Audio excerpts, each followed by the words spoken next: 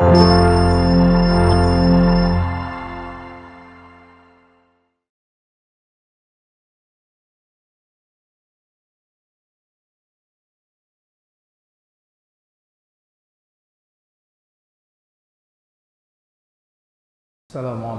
warahmatullahi wabarakatuh. Alhamdulillah wa syukru lillah, la hawla wa la quwwata illa billah. Wassalatu wassalamu ala Rasulillah wa ala ashabihi wa mawalah. Bapak-bapak, ibu-ibu, saudara-saudaraku jamaah Masjid As-Salam rahimakumullah.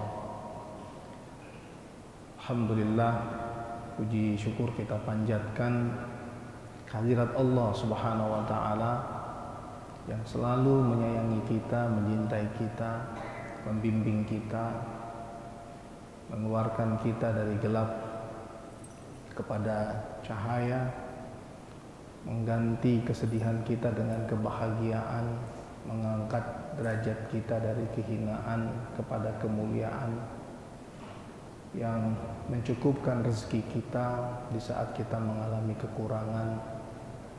Dan tentu ini menjadi alasan, masih banyak sekali alasan-alasan lain, dasar-dasar lain kenapa kita harus bersyukur kepada Allah Subhanahu wa taala.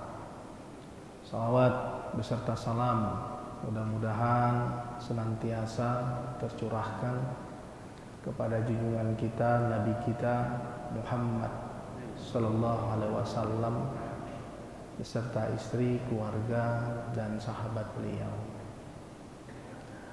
Bapak, Ibu, saudaraku yang dimuliakan oleh Allah Subhanahu wa taala.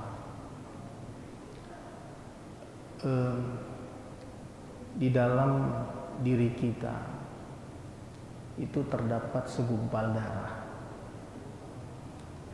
Kalau baik darah itu, maka baiklah kehidupan kita. Kalau rusak darah itu, maka rusaklah kehidupan kita. Apa kata Rasulullah SAW? Ala wahyal qalb. Ya, itulah yang disebut dengan hati. Ya, itulah yang disebut dengan hati. Kemudian di dalam satu hadis juga dikatakan, innallaha la yanzuru ila ajsamikum wa la ila suwarikum walakinnallaha yanzuru ila qulubikum.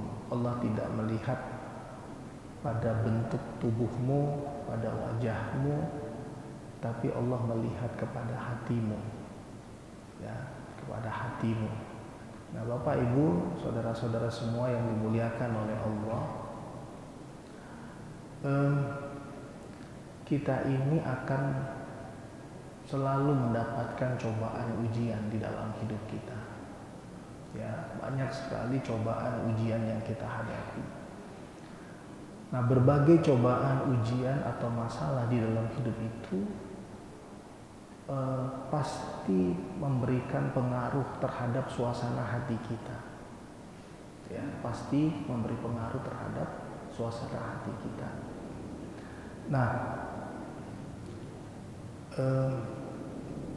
di Eropa, di Cina, di India, di Amerika, di Jepang, di Korea, dan negara-negara di luar sana, terutama negara-negara tidak beragama, tidak bertuhan,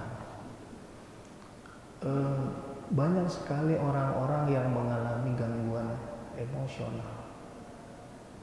Ya, takut, sedih, cemas, was-was, kehilangan harapan.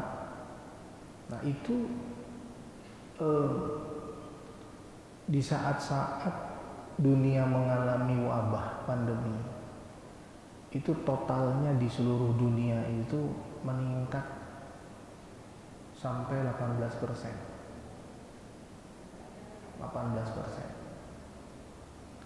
Dan di Amerika sendiri itu total orang dewasa yang mengalami gangguan emosional 50%. Dan yang sampai kepada stres, depresi itu 16%. Nah, kenapa? Bapak Ibu, saudara-saudara bayangkan. Nah, mereka itu terutama yang tidak percaya Tuhan, itu golongan apa? Ateis. Orang-orang yang tidak percaya Tuhan, kelompok yang tidak percaya Tuhan. Kelompok yang tidak percaya Tuhan. Artinya, kalau mereka mendapatkan problematika hidup, ujian hidup, masalah hidup, dalam rumah tangga, dalam pekerjaan, dalam karir, dalam interaksi sosial, dalam apapun mereka mendapatkan problematika hidup, mereka nggak punya tempat bersandar. Mereka tidak punya tempat bersandar. Kenapa? Karena tidak percaya adanya Tuhan. Nah, lantas ketika mereka sukses, mereka bahagia, itu bukan karena Tuhan dalam pandangan mereka, tapi karena ada dua kekuatan. Yang pertama adalah kekuatan tak terbatas, mereka sebut dengan istilah kekuatan tidak terbatas.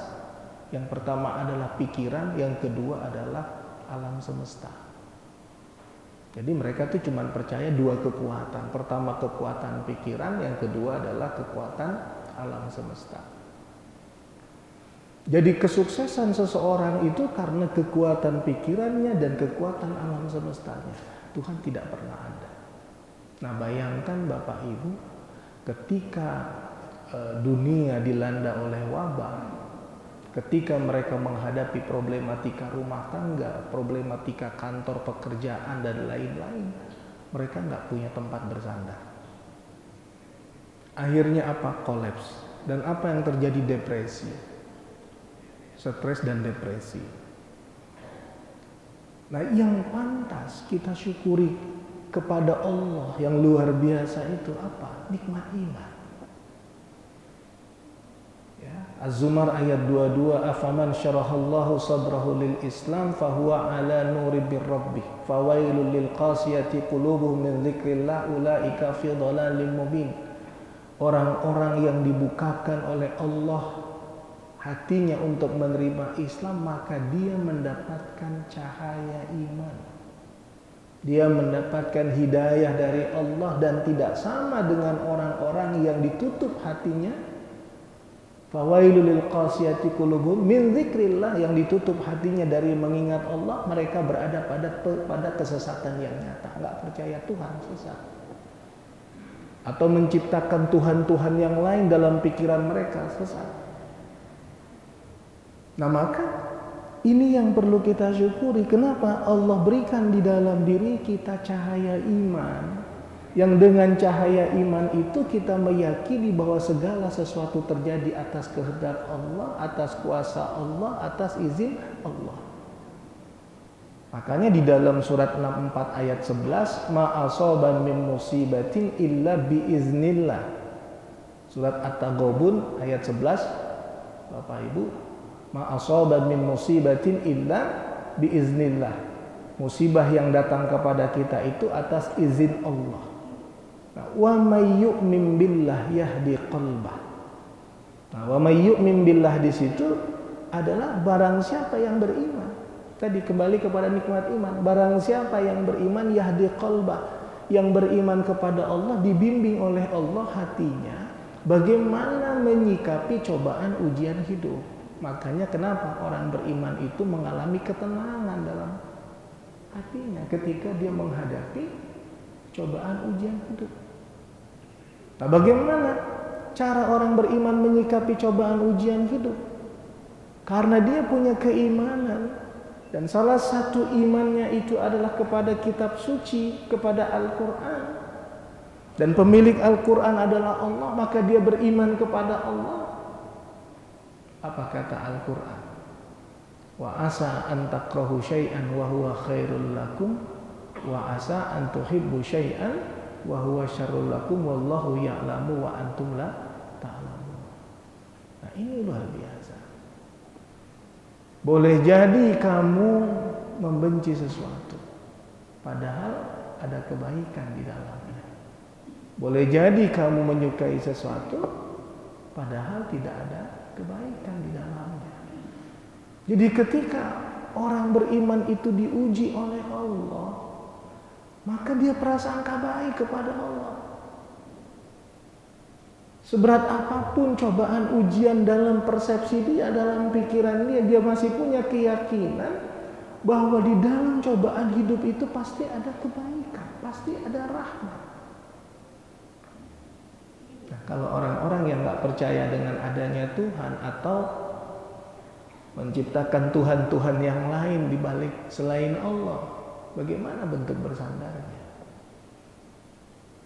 Ada merekayasa patung adalah Tuhan. Bagaimana berserah diri kepada patung? Bagaimana berserah diri kepada pohon? Bagaimana berserah diri kepada api? Bagaimana berserah diri kepada angin? Bagaimana berserah diri kepada badai? Atau bagaimana berserah diri kepada manusia? Maka la ilaha illallah itu menjadi ruh kehidupan. Dan yang luar biasa, ya, ketika dunia dilanda problematika hidup, ujian hidup, masyarakat dunia dilanda dengan berbagai masalah dalam problematika hidup mereka itu, apa yang diutamakan oleh orang beriman?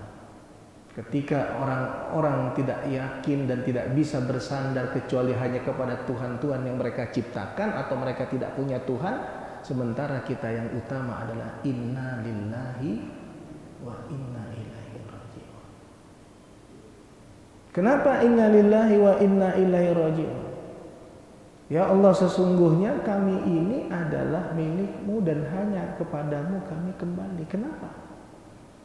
Karena ada keyakinan bahwa segala sesuatu terjadi segala sesuatu terjadi atas izin Allah. Segala sesuatu terjadi atas izin Allah. Maka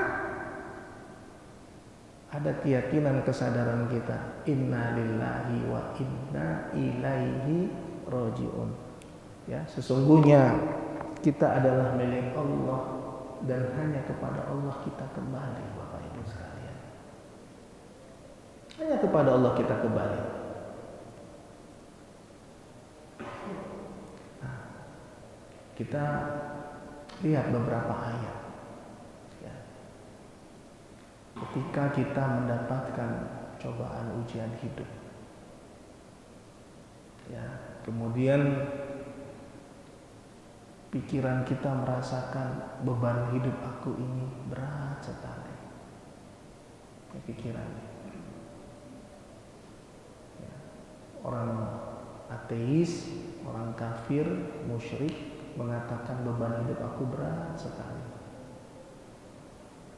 Nah, kalau logika diletakkan di atas wahyu, orang nggak percaya kepada wahyu, lebih percaya kepada logika, maka depresi.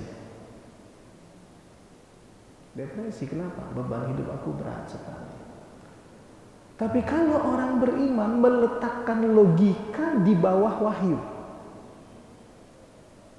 Nah, wahyu mengatakan apa? Al-Quran mengatakan tidak. Tidak, hambaku. Kenapa? La yukallifullahu nafsan illa wus'aha. Allah tidak pernah membebani seseorang di luar batas kesanggupannya. Nah, kalau orang-orang yang tidak beriman, bagaimana bisa punya ketenangan hidup? Kenapa? Karena tidak punya sandaran. Tapi kalau kita ingat firman Allah Al-Baqarah 286, la yukallifullahu nafsan illa wus'aha. Hambaku, Allah tidak pernah membebani seseorang di luar batas kesanggupannya. Ketika logika seseorang mengatakan hidup ini penuh kesulitan, orang-orang ateis, kafir, musyrik, hidup ini penuh kesulitan. Orang Islam juga mengatakan hidup ini penuh kesulitan. Nah, tapi kalau orang-orang yang menempatkan logika di atas wahyu, tidak ada imannya, logika, Maka yang muncul hidup penuh kesulitan, akhirnya apa? Depresi. Orang Islam, orang beriman dibimbing oleh Allah, logikanya oleh wahyu. Sekali lagi, dibimbing oleh Allah, logikanya oleh wahyu, wahyunya berada di atas logika. Apa kata Allah?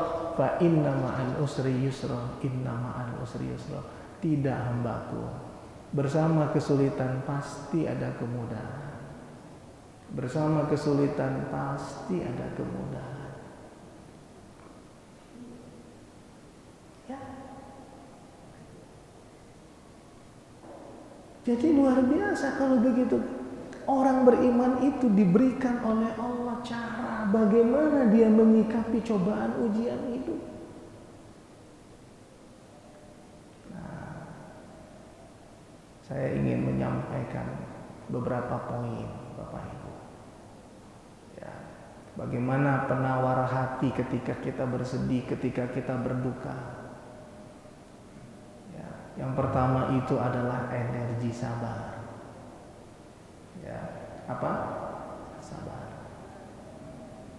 Sabar ini luar biasa. Ya, di dalam Al-Quran Allah sebutkan di surat Al-Baqarah 155. Al-Baqarah 155.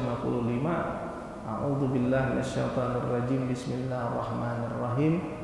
Wa lanabluwannakum bisyai'in minal khaufi wal ju'i wa naqsin minal amwal wal anfus wath thamarat wa basyiris shabirin alladzina idza asabathum musibah qalu inna lillahi wa inna ilaihi raji'un. Ini kekuatan orang beriman menghadapi berbagai masalah di dalam hidupnya itu adalah sabar. Nah, apa kata Allah? Kami pasti menguji kamu. Kami pasti menguji kamu. Dengan apa? Bisyai'in minal khauf, dengan sedikit rasa takut. Wal ju', lapar. Wa naqsim minal amwal, berkurangnya harta. Wal anfus wasamarat, jiwa dan buah-buahan. Nah, tapi Allah katakan ujian hidup di situ adalah bisyai'in. Kenapa Allah katakan bisyai'in, Bapak Ibu? Ulama mengatakan, kenapa dikatakan oleh Allah bisyai'in? Karena Allah ingin mengatakan bahwa nikmat yang diberikan Allah kepada kita jauh lebih besar daripada cobaan ujian hidup kita. Nah, ini juga menguatkan hati kita bahwa nikmat yang diberikan Allah kepada kita jauh lebih besar daripada cobaan ujian hidup kita. Maka Allah menegaskan bisyai'in minal khauf, dengan sedikit rasa takut, wal ju', lapar, wa naqsim minal amwal, berkurangnya harta, wal anfus, jiwa, wathamarat, buah-buahan. Kenapa dikatakan oleh Allah bisyai'in? Karena nikmat yang diberikan Allah kepada kita jauh lebih besar daripada cobaan ujian hidup kita. Maka Allah gunakan kalimat bisyai'in. Nah, al-bala di situ apa? Bala. Walanabluwannakum itu berasal dari kata nabluwannakum, itu berasal dari kata bala. Bala itu ujian. Jadi bala dalam ucapan kita sehari-hari, awas kena bala, beda dengan bala dalam konteks Al-Quran. Bala dalam konteks Al-Quran itu ujian hidup yang menyangkut susah dan senang, sedih, bahagia, itu bala namanya dalam Al-Quran. Jadi ujian hidup itu bukan hanya kemiskinan, kekayaan juga ujian. Ujian hidup itu bukan hanya kesedihan, kesenangan itu juga ujian. Ujian hidup itu bukan hanya sakit, kesehatan juga adalah ujian. Ujian hidup bukan hanya miskin, kekayaan juga ujian. Nah, itu Allah menyebutkan ujian-ujian yang menyangkut semua aspek hidup kita itu bala. Nah, tapi di sini di Al-Baqarah 155 Allah ingin mengatakan bahwa kita diuji dari aspek yang membuat kita sedih. Ya. Tapi itu dikatakan oleh Allah, wabasyiris sabirin. Wabasyiris sabirin, beri kabar kepada orang, kabar gembira kepada orang-orang yang sabar. Ya, beri kabar gembira kepada orang-orang yang sabar. Alladzina idza asabathum musibah, kalau mereka mendapatkan ujian hidup, mendapatkan musibah, qalu inna lillahi wa inna ilaihi raji'un. Nah, ini yang luar biasa. Jadi ketika orang beriman diuji oleh Allah, yang pertama dia utamakan sesungguhnya kami milik Allah dan hanya kepada Allah kami kembali. Pertama, di ayat ini tadi saya ingin tegaskan kepada Bapak Ibu bahwa ujian hidup itu sedikit dibandingkan nikmat Allah. Nah, tapi mengawali penjelasan, penegasan bahwa kita menghadapi ujian hidup, caranya diajarkan oleh Allah. Bagaimana cara menyikapi ujian hidupnya? Ini Al-Baqarah 155. Di Al-Baqarah 153 Allah katakan, ya ayyuhalladzina amanu sta'inu bis-sabri was-shalah. Wahai orang-orang yang beriman, mintalah tolong kepada Allah dengan sabar dan salat. Ada juga terjemahan, jadikan sabar dan salat sebagai penolongmu. Jadi ada dua cara yang diajarkan Allah kepada kita. Yang pertama di ayat Al-Baqarah 153 ini, yang pertama adalah sabar, yang kedua adalah salat. Yang pertama sabar, yang kedua adalah sholat.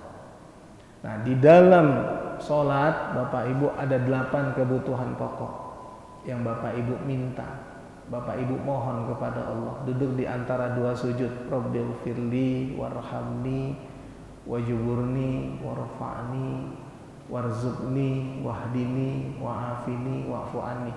Kalau 8 kebutuhan pokok ini diberikan Allah kepada kita, maka bahagialah kita. Karena berbagai problematika hidup tidak lepas daripada 8 kebutuhan pokok. Tidak lepas dari 8 kebutuhan pokok. Semua problematika hidup kita, masalah kerjaan, rezeki. Di doa kita ada apa? Warzuqni. Sedih karena terlanjur berbuat dosa, Rabbil firli. Merasa kehilangan kasih sayang, warhamni. Ingin dicukupkan oleh Allah, wajburni. Merasa hina, warfa'ni. Ya, merasa nggak punya rezeki, nggak punya penghasilan, semua kerjaan dikerjakan tapi hasil tidak ada, warzuqni. Merasa kok hati ini tidak berdaya, ya, selalu merasa tersesat dalam hidup, wahdini, gak menemukan jalan keluar dari berbagai masalah, wahdini, merasa kok jauh dari Allah, wahdini, wa'afini, ya, wa'afini, selamatkan hidupku, ya. Ada yang mengatakan ampuni, maafkan kesalahanku. Wa'afini, selamatkan hidupku, wa'fu anni, maafkan kesalahanku. Bapak Ibu sekalian, nih 8 kebutuhan pokok. Maka banyak alasan kenapa Allah mengatakan ya ayyuhalladzina amanu sta'inu bis-sabri was-shalah. Wahai orang-orang yang beriman, mintalah tolong kepada Allah dengan sabar dan salat. Nah, salat itu adalah relasi kita dengan Allah, koneksi kita dengan Allah, ya, ketundukan kepatuhan kita kepada Allah, sarana kita minta ampun, minta tolong kepada Allah. Nah, kembali ke sabar tadi. Wabasyiris sabirin, beri kabar gembira kepada orang-orang yang sabar. Nah, siapa orang yang sabar ini, Bapak Ibu? Orang yang sabar ini adalah orang yang tetap kuat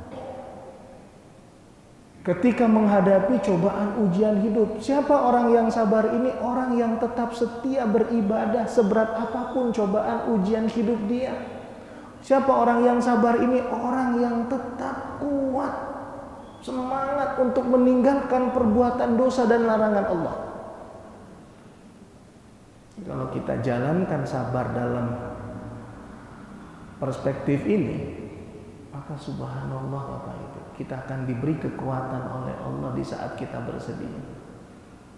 Dan dijanjikan oleh Allah, Wabashshiris sabirin alladzina idza asabathum musibah qalu inna lillahi wa inna ilaihi raji'un. Apa kata Allah kemudian? Ulaika alaihim salawatun min rabbihim wa rahmah wa ulaika humul muhtadun. Ulaika alaihim salawatun min rabbihim wa rahmah wa ulaika humul muhtadun. Mereka lah orang-orang yang mendapatkan ampunan dari Allah. Mereka lah orang-orang yang mendapatkan rahmat, dan mereka lah orang-orang yang mendapatkan hidayah. Ulaika alaihim salawatun min rabbihim wa rahmah wa ulaika humul muhtadun. Tuh. Penawar hati yang pertama di saat Bapak Ibu bersedih adalah kekuatan sabar.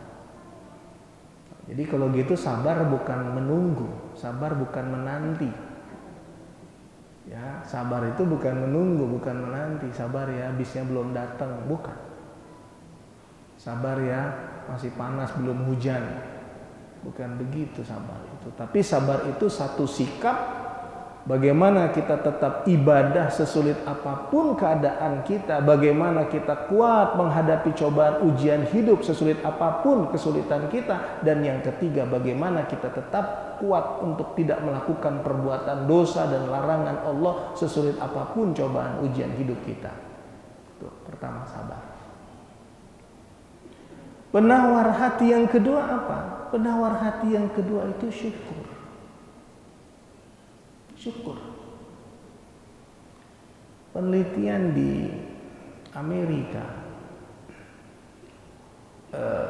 dilakukan oleh siapa namanya? Robert Emmons kalau saya tidak salah. Dalam penelitiannya orang-orang yang senang berterima kasih, thanks God, kepada Allah, kepada Tuhan dalam pandangan mereka itu. Ini penelitiannya bagus secara ilmiah. Walaupun konteks syukurnya berbeda dengan kita gitu ya. Kalau kita kepada Allah. Apa hasil penelitian itu? Orang-orang yang bersyukur itu jauh lebih bahagia daripada orang-orang yang tidak bersyukur. Orang-orang yang bersyukur itu lebih tenang hidupnya daripada orang-orang yang tidak bersyukur. Orang-orang yang bersyukur itu jauh lebih sehat daripada orang-orang yang tidak bersyukur. Itu hasil penelitiannya. Nah, kenapa bisa begitu? Kita lihat di dalam surat Ad-Duha, Bapak Ibu. Surat Ad-Duha itu wa amma bi ni'mati rabbika fahaddits. Ya, kita kalau bisa sering menyebut nikmat-nikmat Allah. Ya, bangun tidur udah bersyukur karena bangun dari tidur. Kemudian berwudu kena air, ya, segar, bersyukur lagi, alhamdulillah aku segar. Sholat, bersyukur lagi. Ngelihat keluarga sehat semua, bersyukur lagi. Bapak-bapak bisa bekerja, bersyukur lagi. Bayangkan setiap hari kita akan mencari apa alasan kita bersyukur. Setiap hari kita akan mencari apa alasan saya bersyukur. Sehat, bahagia, bekerja, rezeki. Maka pantas Allah mengatakan wa in ta'uddu nikmatallahi la tuhsuha. Kalau engkau menghitung nikmat-nikmatku, engkau tidak sanggup menghitungnya. Maka nikmat Allah bukan untuk dihitung karena enggak sanggup menghitungnya, tapi nikmat Allah untuk disyukuri. Maka semakin banyak rasa syukur kita kepada Allah, semakin bahagia. Semakin banyak kita bersyukur kepada Allah, kita semakin bahagia. Wa amma bi ni'mati rabbika fahaddits. Nah, coba Bapak Ibu lihat. Kalau setiap hari kita punya alasan untuk bersyukur, ya, saya minta nih Bapak Ibu, coba kita praktekkan. Ya, sebutkan 5 nikmat yang Bapak Ibu syukuri. Langsung praktekkan. 5 nikmat yang Bapak Ibu syukuri, apa saja? Ya, nggak usah disebut. Coba merenung gitu ya, 5 nikmat yang Bapak Ibu syukuri.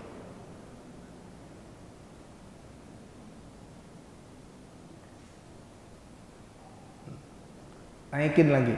Sebutkan 10 nikmat, tambah 5 berarti. Sebutkan 10 nikmat yang Bapak Ibu bisa syukuri. Naikin 5, tambah 5.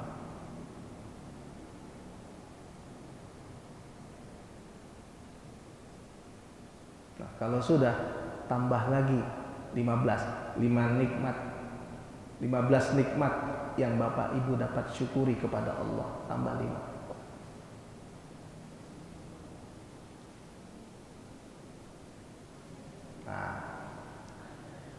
Di satu sesi training terapi syukur, saya buktikan karena trainernya saya, jadi saya buktikan itu.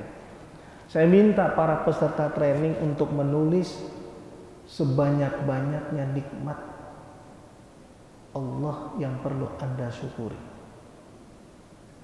Maka mereka mulai menulis. Awali semua itu dengan aku bersyukur kepadamu ya Allah, aku bahagia, aku bangun dari tidurku sehat walafiat. Nulis ya. Aku bersyukur kepadamu ya Allah, aku bahagia, aku bangun dari tidurku dalam keadaan sehat walafiat. Aku bersyukur kepadamu ya Allah dan aku bahagia, pagi ini aku bisa sholat subuh ke masjid. Aku bersyukur kepadamu ya Allah, aku bahagia, aku bertemu dengan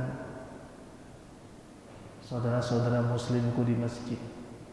Aku bersyukur kepadamu ya Allah, aku bahagia, hari ini begitu indah. Aku bersyukur kepadamu ya Allah, aku bahagia. Aku bisa beraktivitas dengan bahagia pada hari ini. Aku bersyukur kepadamu ya Allah, aku bahagia. Setibanya aku di rumah, istriku sudah mempersiapkan makanan terbaik buat aku. Aku bersyukur kepadamu ya Allah, aku bahagia. Anak-anakku soleh, solehah. Aku bersyukur kepadamu ya Allah, aku bahagia. Yang udah punya cucu, cucuku sembuh dari penyakitnya ya Allah. Aku bersyukur kepadamu ya Allah, aku bahagia. Nah, coba. Ini sengaja saya praktekkan. Kenapa saya ekspresikan sambil mikir? Sambil mikir. Kenapa? Sambil mikir. Aku bersyukur kepadamu ya Allah, aku bahagia. Aku hari ini dapat rezeki. Aku bersyukur kepadamu ya Allah, aku bahagia. Aku bertemu dengan sahabat kecilku ya Allah. Kenapa saya sambil mikir? Karena kita mencari alasan untuk apa kita bersyukur. Semakin banyak yang kita syukuri, menemukan alasan yang kita syukuri, kita bahagia. Dan kita tidak punya ruang dan waktu untuk mengeluh, memikirkan kesulitan, memikirkan keluhan-keluhan. Kenapa? Karena yang kita isi adalah kebaikan-kebaikan dalam hidup kita. Nikmat-nikmat yang kita ingat, nikmat-nikmat Allah yang diberikan Allah kepada kita. Maka itu alasan Robert Emmons tadi mengatakan, kenapa bersyukur itu membahagiakan? Kenapa bersyukur itu menenteramkan hati? Kenapa bersyukur itu menjadikan seseorang lebih sehat? Nah, kalau Bapak Ibu sudah mengawali hari, tadi pagi nih, mengawali hari dengan keluhan. Mengawali hari dengan keluhan. Kok harinya nggak enak, suasananya nggak enak. Maka ketemu orang di masjid, nih orang kok nggak enak banget. Itu starting hidup kita udah nggak baik. Kenapa? Mengawali hidup itu dengan keluhan. Maka pantas Allah ingatkan, fabi ayyi ala'i rabbikuma tukadziban. Maka nikmat mana lagi dari nikmat-nikmat Allah yang engkau dustakan? Maka nikmat mana, 31 kali Allah mengatakan, maka nikmat mana lagi dari nikmat-nikmat Allah yang kau dustakan. Itu artinya Allah mengajak kita untuk mengingat betapa banyak nikmat yang diberikan Allah yang harus kita syukuri. Maka kalau kita dahsyat menjadi orang yang bersyukur, kita akan berusaha melihat bahwa nikmat Allah jauh lebih besar daripada cobaan ujian hidup kita. Ya, nikmat Allah jauh lebih banyak daripada cobaan ujian hidup kita. Nah, itulah Allah mengingatkan Bapak Ibu, fadhkuruni adzkurkum washkuruli wala takfurun. Al-Baqarah 152. Ingatlah kepadaku maka aku akan ingat kepadamu. Ya, ingat kepadaku maka aku akan ingat kepadamu. Jadi setiap kita mengingat Allah, maka Allah mengingat kita. Pagi ini kita mengingat Allah di halayak ramai, maka Allah mengingat kita di halayak ramai yang lebih baik. Ketika kita mendekat kepada Allah sejengkal, Allah mendekat kepada kita sahasta. Ketika kita mendekat kepada Allah sahasta, Allah mendekat kepada kita sedepa. Ketika kita datang kepada Allah dengan berjalan, Allah akan datang menghampiri kita dengan berlari. Kenapa? Al-Quran mengatakan wa nahnu aqrabu ilaihi min hablil warid, kami lebih dekat dari urat nadinya, urat lehernya. Bapak Ibu sekalian yang dimuliakan oleh Allah, bersyukur. Fadhkuruni adzkurkum. Ingat kepadaku, aku ingat kepadamu. Washkuruli wala takfurun. Bersyukurlah kepadaku, jangan ingkar atas nikmat-nikmatku. Dan di Al-Quran Allah juga mengatakan wa may yashkur fa innama yashkuru li nafsi. Barang siapa bersyukur, sesungguhnya dia bersyukur untuk dirinya sendiri. Ya, jadi mulai hari ini perbanyak setiap hari bersyukur. Ya. Ini terapi syukur ini dahsyat Bapak Ibu. Saya punya jemaah ikut, Bapak Ibu nggak usah ikut terapi syukur, jalankan yang saya sampaikan ini. Saya punya jemaah, dia mengalami trauma kekerasan rumah tangga. Jadi ini ada komunitasnya nih, orang-orang yang trauma mengalami kekerasan rumah tangga ini ada komunitasnya. Nah, 2 orang di antara mereka itu berobatnya ke Singapura. Ke Singapura dengan guru besar psikiater di Singapura. Nah, waktu berobat ditanya sama profesornya, kenapa? Ini progres kalian kok baik sekali. Saya belum pernah menemukan secepat ini progres recovery-nya. Cepat sekali kalian ini. Kalian minum obat apa di Indonesia? Atau berobat kemana kalian di Indonesia? Oh, kita nggak minum obat tambahan kecuali dari profesor. Dan kita nggak berobat ke tempat lain kecuali kepada profesor saja. Terus kenapa progresnya bisa sebaik ini, sebagus ini? Apa kata mereka? Kami setiap hari diminta oleh guru kami, oleh saya, untuk menulis setiap hari, aku bersyukur, aku bahagia, aku sehat, aku bersyukur, aku bahagia. Nah, saya minta mereka waktu menulis mengiringi tulisan itu dengan salawat Nabi. Kan ada tuh salawat hadat alwi, salawat apa itu? Ya, yang sederhana saja, yang sambil menulis. Atau kalau sekarang salawat Jibril, ya ada salawat Jibril, salawat Nabi. Atau instrumennya instrumennya hadat alwi, tulis. Itu sampai mereka mengatakan, karena di training itu yang saya ajarkan. Begitu mereka sudah menangis, dan tangisan itu berbeda dengan tangisan sedih, tapi ini tangisan bahagia. Dan akhirnya subhanallah, satu di antara mereka sekarang jadi trainer. Karena merasa ini bermanfaat, dibagi sama teman-temannya, sekarang jadi trainer. Nah, kenapa? Berangkat dari rasa syukur. Berangkat dari rasa syukur. Sakit perut, alhamdulillah ya Allah, rasa sakitnya nggak berat banget ya Allah. Ya, aduh sakit, aduh sakit. Yang pertama itu penawar itu. Sakit gigi. Alhamdulillah ya Allah, baru 1 gigi. Ya Allah. Kalau 2-3 gigi bagaimana? Pusing. Alhamdulillah pusing ya Allah, tapi masih bisa minum obat, masih bisa beli obat. Ada orang pusing nggak bisa beli obat. Jadi alhamdulillah. Nah, sehingga ketika kita menemukan alasan untuk bersyukur, tidak ada ruang dan waktu untuk mengeluh. Karena keluhan pertama akan terangkai dengan keluhan kedua, keluhan ketiga, keluhan keempat. Maka kenapa ada orang yang tidak bahagia sepanjang harinya? Karena starting hidupnya dimulai dari mengeluh. Hebatnya Allah sudah abadikan di Al-Quran surat Al-Ma'arij, innal insana khuliqa halu'a idza massahu syarru jazua wa idza massahul khairu manua illal musallin. Jadi orang yang rajin sholat itu nggak usah banyak mengeluh, banyak bersyukur saja. Makanya kenapa penelitian mengatakan orang bersyukur itu bahagia, orang bersyukur itu sehat, orang bersyukur itu lebih tenang hidupnya, orang bersyukur itu jauh dari penyakit. Ya, itu energi kedua, syukur. Yang ketiga Bapak Ibu, yang ketiga itu adalah tawakal. Di saat orang-orang yang saya sebut tadi tidak punya tempat berserah diri, tidak punya tempat bersandar, orang beriman diajarkan oleh Allah bahwa sebaik-baik tempat bersandar itu siapa? Allah. Sebaik-baik tempat berharap itu siapa? Allah. Sebaik-baik tempat bermohon itu siapa? Allah. Iyyaka na'budu wa iyyaka nasta'in. Hanya kepadamu-Lah kami menyembah dan hanya kepadamu-Lah kami memohon pertolongan. Apa itu tawakal?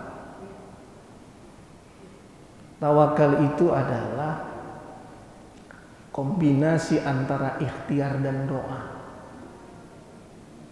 Fa iza faraghta fansab wa ila rabbika farghab. Ketika engkau berakhir dari satu aktivitas, pindahlah kepada aktivitas berikutnya. Itu ikhtiarnya. Wa ila rabbika farghab, itulah berserah dirinya kepada Allah, bersandarnya kepada Allah. Itu yang dimaksud dengan tawakal. Seorang sahabat bertanya kepada Rasulullah SAW, aku ikat unta ini, aku tawakal atau aku biarkan aku tawakal. Apa kata Rasulullah SAW? Ikatlah dan tawakallah. Ikatlah dan tawakallah. Tawakal itu kata Rasulullah SAW seperti burung yang keluar dari sangkarnya pada pagi hari dalam keadaan lapar dan kembali ke sangkarnya pada sore hari dalam keadaan kenyang. Itulah arti tawakal. Jadi tawakal itu kombinasi antara ikhtiar dan doa, Bapak Ibu sekalian. Ikhtiar dan doa. Nah, pondasi dari tawakal itu keimanan. Iman kepada Allah. Iman itu termasuk keyakinan kita bahwa segala sesuatu tidak terjadi atas kuasa Allah dan sebaik-baik tempat bersandar adalah Allah, kemudian berprasangka baik kepada Allah. Yakin bahwa apapun keputusan yang datang dari Allah itu adalah keputusan yang terbaik. Itu makna tawakal. Kenapa Bapak Ibu tawakal kepada Allah? Qulillahumma malikal mulki tu'til mulka man tasya wa tanzi'ul mulka mimman tasya. Al-Imran 26. Wa tanzi'ul mulka mimman tasya wa tu'izzu man tasya wa tudhillu man tasya biyadikal khair innaka ala kulli syai'in qadir. Tulijul laila fin nahari wa tulijul nahara fil laili wa tukhrijul hayya minal mayyiti wa tukhrijul mayyita minal hayy wa tarzuqu man tasya bighairi hisab.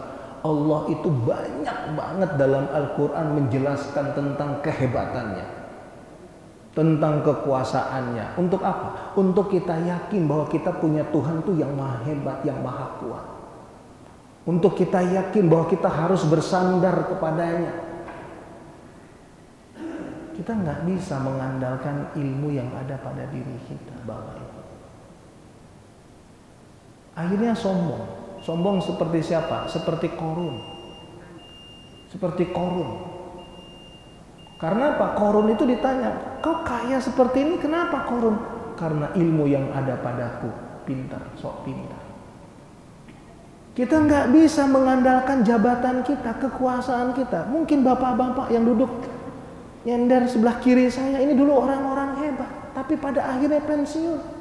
Mungkin dulu orang-orang kuat, tapi pada akhirnya tua, lemah. Itu sunatullah. Kalau begitu kepada siapa kita bersandar? Kepada Allah. La haula wala quwata illa billahil aliyil azim. Maka penawar ketiga saat kita menghadapi berbagai problematika hidup kita adalah tawakal kepada Allah. Di surat 65 ayat 2 Allah mengatakan wa may yattaqillaha yaj'al lahu makhraja wa yarzuqhu min haitsu la yahtasib. Wa may yatawakkal 'alallahi fa huwa hasbuh innallaha balighu amri wa qad ja'alallahu likulli syai'in qadra.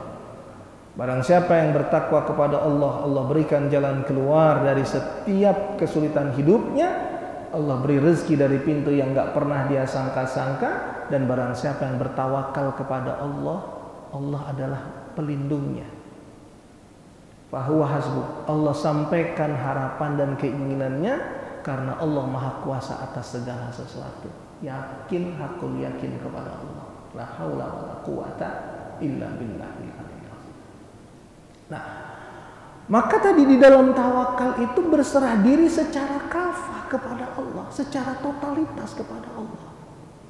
Kalau secara kafah berserah diri kepada Allah, yakin kepada Allah, maka jangan ragu. Apapun keputusan yang datang, itulah yang terbaik yang diberikan Allah kepada kita. Maka kuncinya tidak boleh prasangka buruk kepada Allah. Tidak boleh prasangka buruk kepada Allah. Suatu ketika seorang ibu di hari kematian suaminya menangis, ya menangis gitu, sampai hari ketiga masih menangis gitu ya, sedih dia. Di hari ke 100 saya bertemu, dia bilang apa? Ustaz, saya bersyukur karena saya menemukan hikmah di balik kematian suami saya. Ya udah bahagia menemukan hikmah. Apa hikmahnya, Bu? Hari ketiga dokter belum jelaskan kepada saya. Ya, hari ke-100 bertemu saya. Berarti sebelum hari ke-100 dokter bilang sama saya, Ustaz, Bu, alhamdulillah Bu, ini yang terbaik dari Allah. Kenapa dokter? Kalau Bapak sehat, artinya Bapak sembuh dari sakitnya, berat buat ibu. Ini si ibu udah umur 80 tahun lebih. Berat buat ibu. Kenapa dok? Karena Bapak harus cuci darah. Yang kedua, levernya harus diobatin. Dan itu berat. Yang ketiga, jantungnya bermasalah. Jadi yang ada ibu akan sedih terus melihat kondisi itu. Apa kata si ibu kepada saya? Alhamdulillah Ustaz, ini ternyata yang terbaik yang diberikan Allah kepada saya. Nah, itu hikmah. Ya. Waktu kematian sang suami belum dijelaskan oleh dokter. Setelah suami sudah beberapa hari meninggal, dokter jelaskan itu kepada si ibu. Nah, maka itu contoh. Wa asa an takrahu syai'an wa huwa khairul lakum wa asa an tuhibbu syai'an wa huwa syarrul lakum. Boleh jadi kamu membenci sesuatu, membenci kematian suamimu, padahal ada kebaikan di dalamnya. Boleh jadi kamu menyukai suami itu sembuh dari sakitnya, padahal tidak ada kebaikan di dalamnya yang tidak kita ketahui, yang belum kita ketahui. Nah, maka kunci tawakal itu yakin kepada Allah, berserah diri kepada Allah, prasangka baik kepada Allah. Apapun keputusan yang terbaik itu adalah datang dari Allah. Masih ada lagi, tapi nantilah kita sambung, yaitu yang keempat istiqomah. Ya, yang keempat istiqomah. Yang kelima taubat. Ini penawar hati semua ini. Nanti kita bahas di lain waktu dan kesempatan. Baik, saya kira itu dulu Bapak Ibu sekalian. Oh, satu terakhir ayat ya. Kul la yusibana illa ma kataballahu lana huwa maulana wa 'alallahi falyatawakkalul mu'minun. Apa kata Allah? Katakan tidak akan menimpa kita sesuatu kecuali yang ditakdirkan Allah kepada kita. Maka hendaklah orang beriman bertawakal. Nah, jadi ada hubungan antara tawakal dengan rekayasa cerita. Rekayasa cerita tuh gini. Kalau kita lihat orang meninggal karena kanker, langsung pikiran kita, aduh takut sama kanker.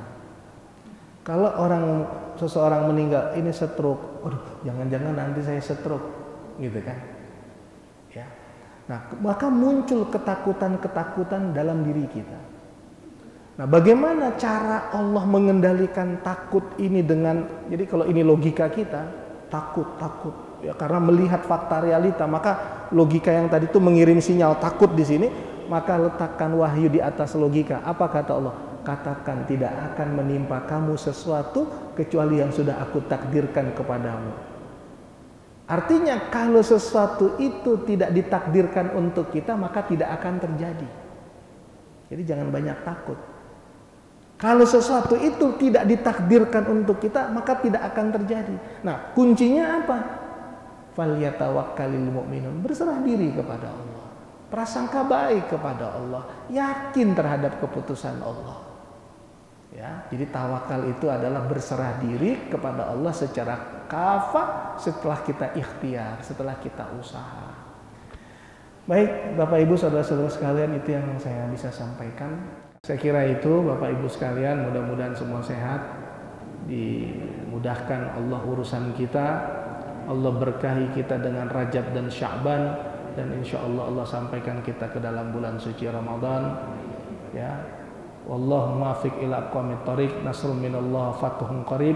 Subhanakallahumma wa bihamdika asyhadu an la ilaha illa anta astaghfiruka wa atubu ilaik. Assalamualaikum warahmatullahi wabarakatuh.